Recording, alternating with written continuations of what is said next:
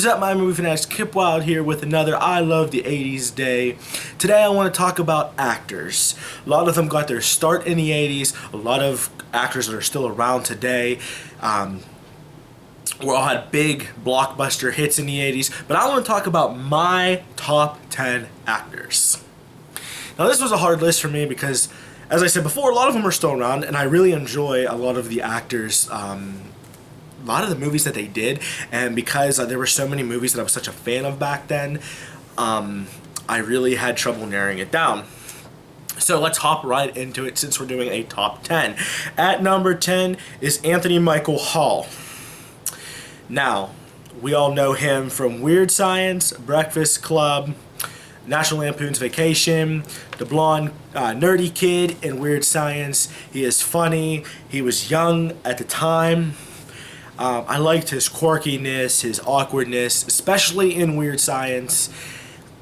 He was just a good young star all around. At number 9 is Emilio Estevez. Now, during my time, my childhood, I had a high respect for Emilio Estevez, and I actually started to learn more about him and like his movies. In the 80s, he was known for Young Guns, Outsiders, Breakfast Club. I always liked his sincerity. But he could do it all. He could be serious, he could be kind, he could be loving, he could be a badass. He could do it all, and that is what I've always liked about Emilio. And I liked from the 80s to see him younger and kind of newer in the Hollywood scene, but to get older in the 90s and 2000s, we really seen him grow and get better. At number 8 is Chevy Chase. I remember the first time I saw National Lampoon's Vacation, I fell in love with him. But before that, I saw Three Amigos, and that is the movie that just won me over with him. And then also, you gotta love him in Caddyshack. He's well known, he's quirky, he's cheesy, he's all around funny. But once again, when he needs to be serious and play that heartwarming father, he can do it. You can feel the love that he brings to the camera. I've always had a high respect for Chevy Chase, and I love everything he does. At number 7 is Christopher Lloyd. I mean, we all know him as Doc Hudson from Back to the Future, but I actually saw him, as you guys know, for the first time in Star Trek 3. As I said before, my father was a huge Star Trek fan, and I also loved him in the movie Clue. Me and Jess are huge Clue fans of the game. I thought he did a phenomenal job. He was wacky in that. And what I love most about Christopher Lloyd is his facial expressions, how he got those big eyes, and he could do the crazy things with his lips. Somebody that gives a lot of body motion and facial expression when he or she is acting, I have a lot of respect for. He has always been a favorite. And I'd love to see him in movies today when he does make an appearance. But yes, at number 7 was Christopher Lloyd. At number 6 is Kevin Bacon. We all know Kevin Bacon from Footloose, Friday the 13th.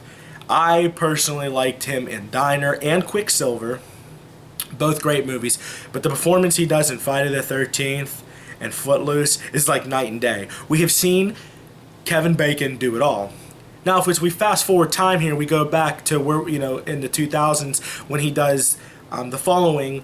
Once again, he plays that really hard cop, badass. Kevin Bacon is very versatile. I love his acting. I think he was best in the 80s, my personal opinion.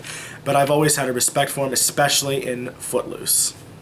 Now down to the top 5. Now this is where it gets fun and tricky. Number 5 is Corey Feldman. First movie I have ever seen with Corey Feldman was Stand By Me. Of course, you guys probably knew that was going to come out of my mouth because you guys know how much of a fan I am of that film. But he was awesome in Stand By Me. We know him in The Lost Boys. Also, how could you forget The Goonies and Gremlins? The most memorable thing of Corey Feldman is that really deep, raspy voice. He's just a memorable character. We have seen him play hard. We have seen him play tough. We have seen him play loving, funny, quirky. I've never seen a movie, even to this day, when Corey Feldman just makes an appearance, and I just am like, oh, that was awesome. but especially in Lost Boys for me, and Goonies, and Gremlins, those three right there just really stand out. Corey Feldman to most people. But when I think of Corey Feldman, I think of him walking along those train tracks with his big thick glasses on, just being a tough guy. At such a young age too. Number 4 is Sylvester Stallone, and I want to do this just for Cinema Sons. Sylvester Stallone, we've seen him in so many movies, but we all know I'm a big sucker for Rocky movies, all the Rocky movies, and Rambo. Rambo and Rocky, you want to talk about, yeah, he has to play a badass, but he plays in Rocky the loving, caring, hard-working, never give up man. And we see in Rambo, he plays the never give up, but I will do what it takes to kill. I will do what it takes to survive. I will do what it takes to be a badass. And I love Sylvester Stallone for that, because he can do it all, and we've seen him do it all, but nothing has impacted me like Rocky or Rambo. I also liked Cobra. There's a few other movies that are coming to mind, but 90% of his movies that he has done, I have always liked, but nothing has ever captured me like the first time I sat down with my mom and have seen Rocky. And my favorite part is when he goes to the pet store and he walks in and he's like, hey, your pet's right here. You know what I'm saying?